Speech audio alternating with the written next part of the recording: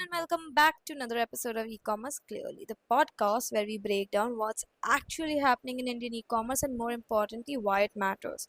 Today's episode comes from something we've been working on the past few weeks at Ecom Beyond Dropship. We've just published our latest deep dive on India's beauty and personal care industry. Now, when people talk about beauty, the conversation usually starts with the same statistic. India's beauty market is worth around $27 billion today and is expected to reach almost $40 billion by 2030. Great statistic, but honestly, it doesn't tell a founder what to build. It doesn't tell an investor where the next opportunity is. And it definitely doesn't explain why some brands are succeeding while others quietly disappear. While researching this report, one idea came back over and over again. Beauty categories don't actually grow, they split. And once you see that pattern, you start seeing opportunities everywhere. So today, that's exactly what we're talking about. Growth isn't just the story anymore. Here's something I think we get wrong when we analyze industries. We became obsessed with market size. This market is growing at 15%. The category will hit $40 billion. But markets don't hand everyone equal opportunity. Growth doesn't happen evenly. It happens because consumers become more specific, and beauty is probably the best example of this. Think about skincare. 10 years ago, the shelf looked simple: face wash, moisturizer, fairness cream, anti aging creams. Products were organized by what they were. Then came concern led brands, products for acne, pigmentation, dark spots, dry skin. Suddenly, consumers weren't buying moisturizers anymore, they were buying solutions. Today, we've moved another step ahead. Now, consumers want products made for sensitive skin, barrier damaged skin, oily, acne prone skin, humid climates, hard water. The category became more specific, and every time that happened, new brands emerged. Old brands suddenly started looking generic, and that's the framework we call the specificity curve. And honestly, it's probably the biggest takeaway from the entire report. Another thing that surprised me while researching this space: skincare isn't actually where I think the biggest opportunity is anymore. Don't get me wrong, it's still enormous, but it's also incredibly crowded. Everyone has a niacinamide serum, everyone has a vitamin C serum, everyone has a barrier repair products. The interesting question becomes, where hasn't specificity happened yet? Because that's where new brands usually emerge. If I had to pick one category to watch over the next 5 years, I'd probably say hair care, and here's why. Walk into any supermarket today, most shampoos still promise the same things: hair fall, dandruff, damage, frizz, problem.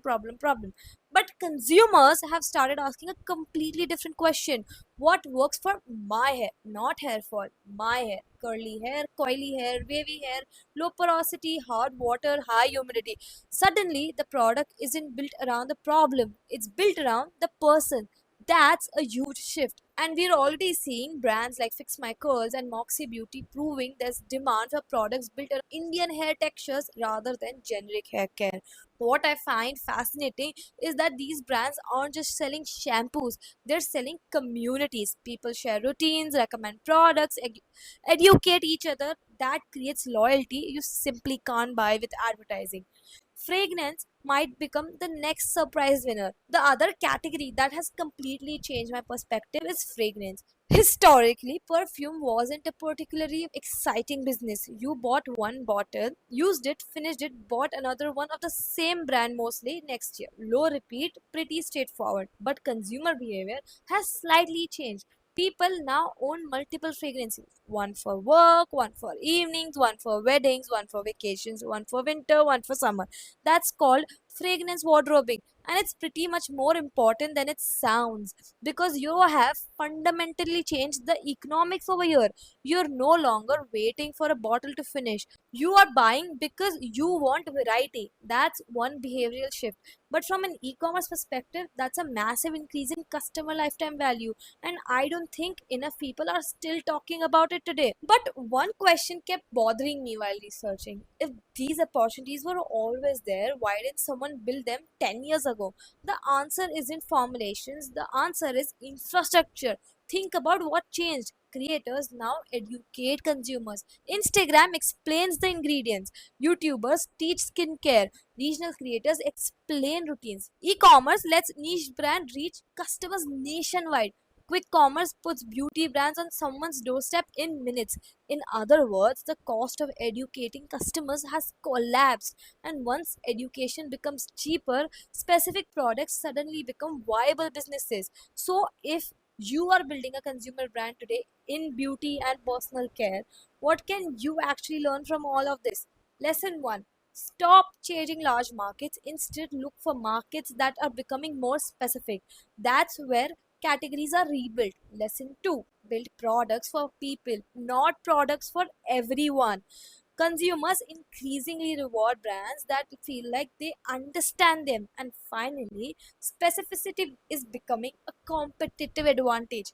The clearer someone can say the product is made for people exactly like me, the harder it becomes to compete on price alone.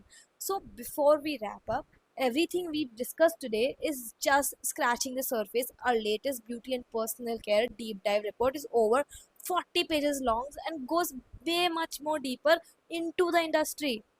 We cover the economics of beauty brands, quick commerce, consumer behavior, channel strategy, unit economics, AI, brand failures, global comparisons, and where we believe the next opportunity will emerge. So, if you are building, investing, or simply curious about India's beauty ecosystem, I definitely recommend checking it out. You can download it directly from Ecom Beyond Dropship website. And if you enjoyed today's episode, I'd really appreciate if you shared it with someone building in the e-commerce industry.